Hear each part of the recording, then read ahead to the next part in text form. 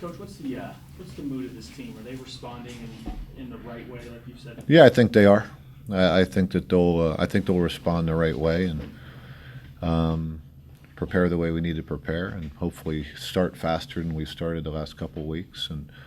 And my message to them is just you can't panic. You just gotta.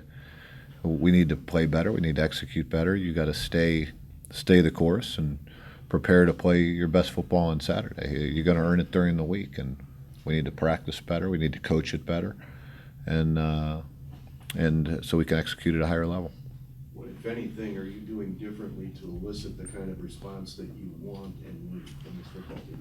No, we're changing up the practice schedule a little bit, and it's been a little bit of an adjustment as far as just really we're looking at everything, every little thing that we can do to give our kids. We're not, some areas we're not far off. We've just been very inconsistent, and that's what we gotta solve. Obviously, we've been playing from behind the last 2 weeks, so we didn't start the game the way we wanted to start. I thought you look back at the South Dakota game. And we started a lot better. We were a lot more efficient, and we started better. And we didn't respond very well. I guess in Illinois State not too bad, but in this last game that we kind of got behind. We obviously got behind. We didn't start very well, and then and made a couple mental errors, some things on special teams that hurt us, and it was like we couldn't make a play to kind of get it turned around, and we just got to start faster.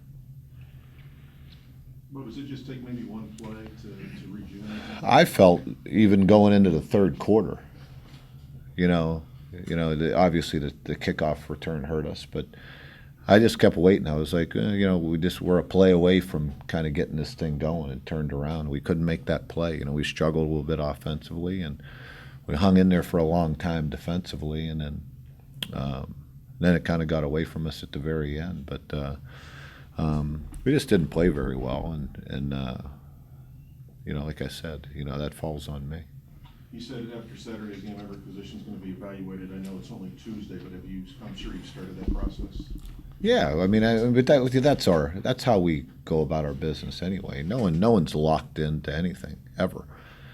You compete during the week. You're in your playing time on Saturday by what you do during the week, and that really hasn't changed. So with that being said, Hunter, I'm assuming Hunter is your guy still? Absolutely, yeah. I saw Ricky. He took a hit late in the game and come out. If you had to go to him, he's good to go. Yeah, he's good to go. He dislocated a finger not on his throwing hand, but on his left hand, and it's going to be a little sore for him, a little bothersome probably the next day or two, but it's not going to be anything long term. It's going to bother him. And watching film and talking with Hunter, what do you think some of the problems are with him right now? Well, a lot of times it falls on the quarterback, and sometimes it's justified, sometimes it's not. I know one thing: we got to play better around him. We put him in a lot of tough situations. We didn't play. Our running game was non-existent at times, and we didn't run it. We didn't run it very well. We didn't get much movement, and that put the quarterback in some difficult situations. We dropped. There were a couple of drops. But it's kind of the nature of the position. Sometimes it falls on him, and that's not always fair. Did he play his best game? No, I think he'd be the first one to say, no, he didn't play his best game. But I know one thing: we didn't play real well around him and to help the quarterback. One guy can't do it by himself, and Hunter's a good player. He's a young player. He's still learning, and we have a lot of confidence in him. That starts up front. What are the chances of getting the offensive line back in the grouping that you anticipated having available?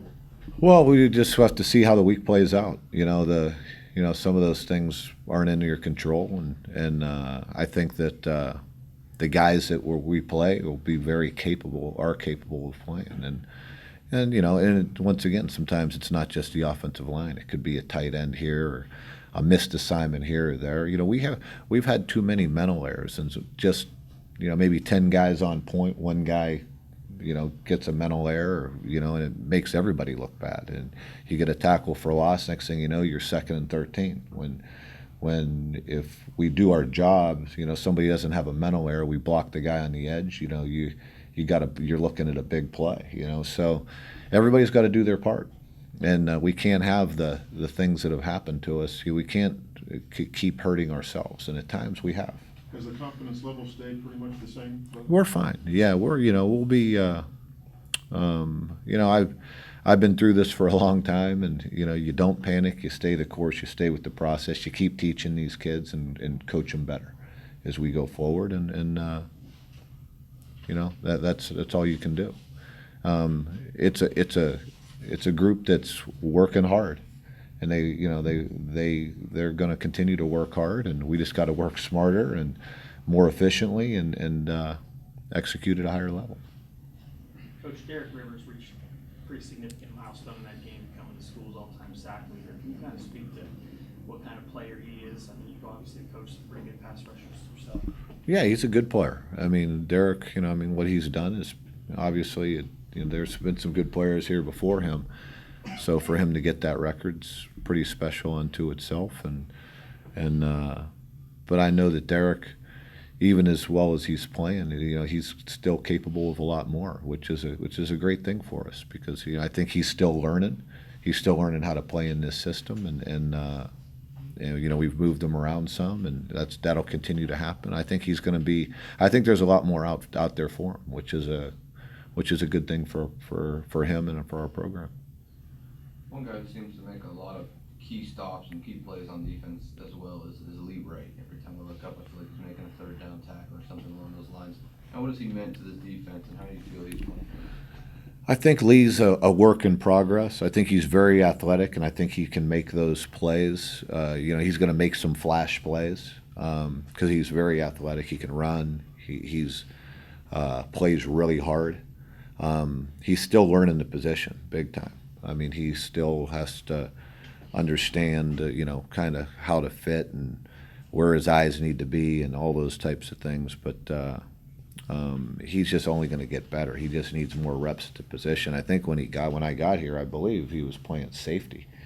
We moved him to linebacker in the spring, and he's had a lot to learn, and he's come a long way, but he's still got a ways to go. But you can see the athleticism he brings to the table. It's pretty good. Well, with going on the road, does that maybe bring you guys a little closer together? I think it's not. I don't think it's a fact that this team isn't close together or anything else. It's just it comes down to 11 on 11, and the teams that execute at the highest level are gonna you got to make plays, and in all phases of the game we can get a lot better. And we need to. As the year goes on, each week we're going to need to continue to get better, and you get on the roll. And I don't think it's a team that's like lacking confidence. I think what they do is when we're very black and white on how we approach it. You watch the film, you evaluate it, you learn from it, and you move on. And that's our approach. Win, lose, no matter how the Saturday goes, you got to go to the next week and keep trying to get better. And that's where we're at as a football team. I think they're mad more than anything else, and maybe a little embarrassed because of how we played, and rightfully so. Players and coaches alike, and we're all in this thing together, and that's not going to change. After last game, Derek, you mentioned they're going to hold a players-only meeting. Is that something? I guess you're kind of glad to see now they're really taking accountability. Yeah, I do. I think that's part of what we talk about is, it can't always just come from the coaches. It's got to come from the players, and they understand that. And it's a good group of kids, and got to keep working to do the things that are necessary on and off the field that are gonna allow us to have success. And I'm a big guy on culture. On setting a culture of an understanding of the type of commitment and work ethic and the day-to-day discipline and focus it takes to be good. And obviously right now it's not quite there yet. So that falls on me and this coaching staff to teach these kids, because they're very willing, and they want it to happen. But we got to want to do the things that get us what we want, and we got to be more consistent at that. Sorry about that. Turning to Southern Illinois a little bit, another quarterback who's a dual threat, third week in a row you're facing a guy like this. But this guy's Yeah, this is different. This is a different type of. This is almost like playing Wildcat for 4 quarters and 80 plays. Or they're going to go really fast. Their quarterback's always a run threat, so it's like having a tailback quarterback, and it's a very unique system. It's not one you run into every week. It's different than the ones we've played the last couple of weeks. There are some elements of it that are similar, but this is different. So they're going to spread you out. They're going to use a quarterback in the run game, and they're going to try to create one-on-one matchups as much as possible. And there's going to be a lot of one-on-one opportunities where we're going to need to make the play in space at times, and that's just the way it is. I mean, that's the way, there's times that I think our guys first and foremost got to really understand our game plan, have respect for what this team does, because they believe in their system, they're committed to it, and they know what they're doing. So it makes you have to be on point all day, because you miss some of those one-on-one matchups, you miss a tackle, and it can be a bigger play than what you like to see, and that to a certain extent that has hurt us. A guy being out of position here or there, instead of it being a 5 or 6 yard gain, it becomes a 15-yard gain or 20-yard gain, and in this game it becomes even more pronounced because of the type of offense that we're playing against, and so it'll be a nice challenge for us. Coach, I know that probably because they've been so good on offense, it tends to maybe warp their defensive stats a little bit, but statistically, they look vulnerable to a good offense. What are your thoughts about the way? Well, yeah, I mean, like you say, Jim, I mean, it's, sometimes that, I don't get into stats a whole lot. I look at kind of what they do. They run a lot of offensive plays and they go real fast, so therefore they're playing a lot of snaps defensively. And so, we're going to have to, it's up to us to make them pay for playing like that. Number one, to get off the field on defense.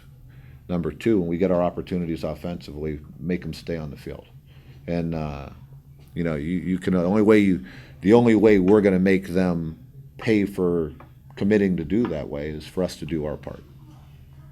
What about the skill level or the scheme that they play? It's very good skill level. I think they got a good quarterback who can do multiple things. They have 2 good running backs. They got guys on the outside that can make some plays, and they have speed all over the field. They know what system they want to run, and they're fully committed to it. And I think that they've built their system around what their personnel is very well. I was asking more specifically about the defense.